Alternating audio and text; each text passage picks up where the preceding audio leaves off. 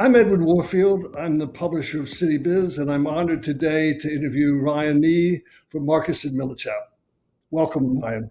Thank you. It's a privilege and an honor to be here. I appreciate it. You've worked at Marcus and Millichap since 2007. Can you tell us about your career and your responsibilities today? Sure.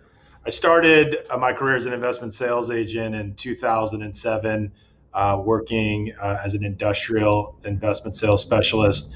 Joined the management team 3.5 years later in 2011, and through several changes along the way, I'm now currently the first vice president and district manager for the Florida district of Marcus and Millichap.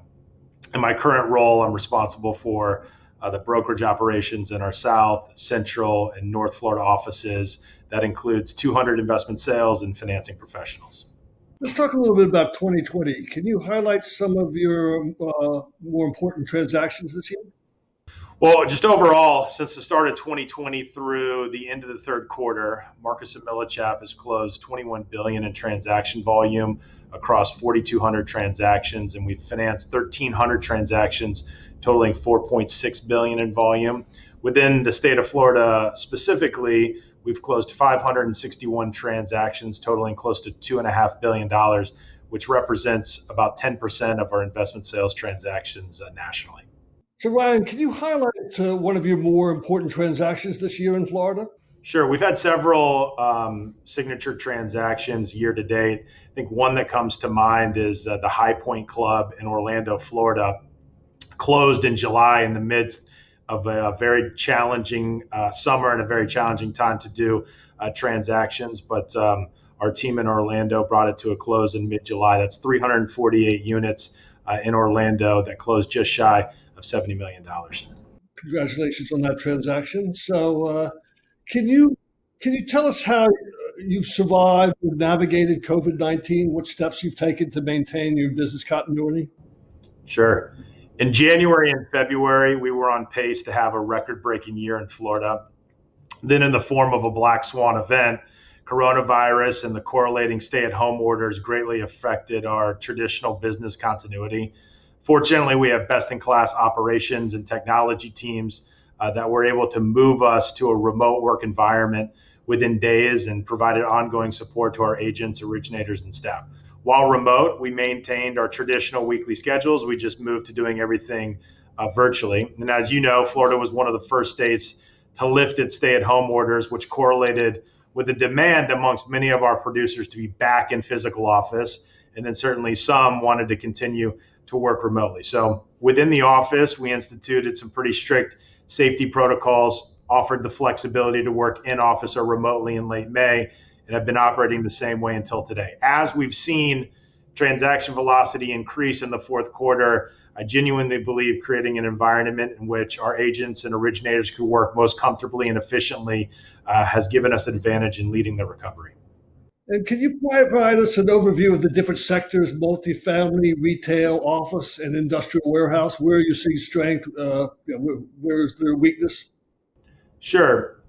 So I would say at this moment in time, everything is doing better than it was 6 months ago. The sectors in commercial real estate where you've really seen a tremendous amount of demand amongst buyers and really a limited disruption in terms of pricing would be multifamily, the industrial sector, and then certainly core single tenant net leased assets, where you've seen the most amount of disruption and the biggest question marks are in large, big box retail and certainly hospitality, as much of travel has ceased over the summer. Although we're seeing within the retail and hospitality sectors glimmer of a recovery.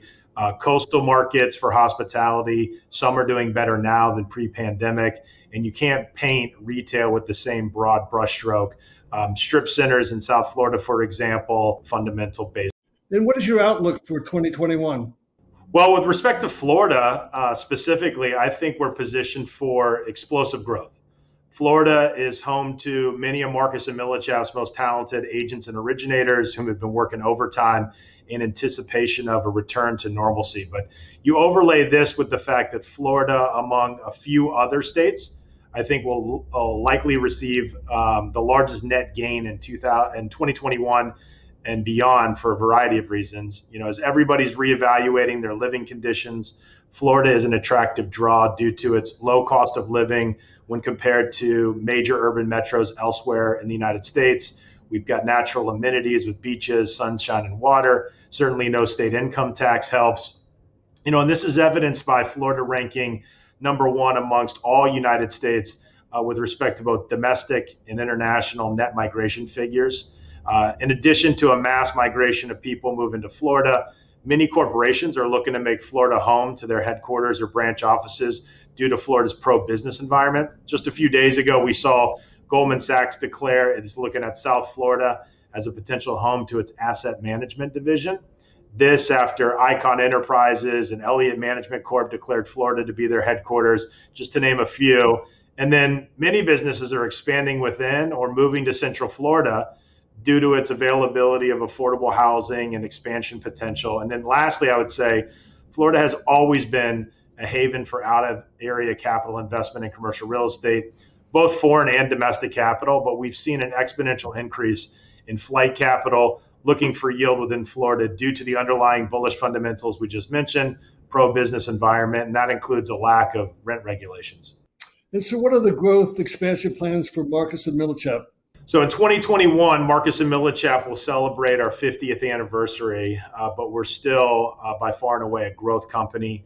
We've executed upon aggressive expansion plans for the past couple of years that continued in 2020 and will continue for years to come.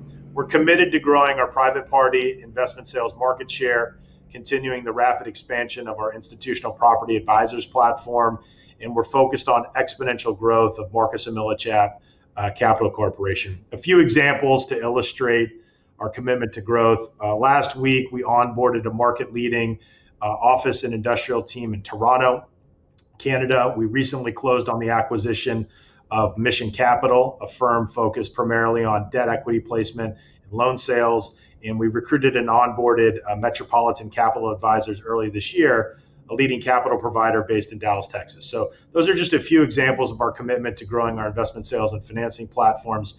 And we're very, very excited about the future. Yeah, what are the implications for Marcus and Millichap in terms of the growth sectors in 2021? Well, as the tectonic plates of the commercial real estate market have shifted, the value proposition, in my opinion, of a broker in general has been enhanced exponentially to a client desiring market-topping pricing. What makes Marcus and Millichap's value proposition even greater is our unique ability to capture aggressive out-of-area capital. Often it's 1031 exchange capital, and we take that, make it compete with a local buyer pool in a very compressed time frame.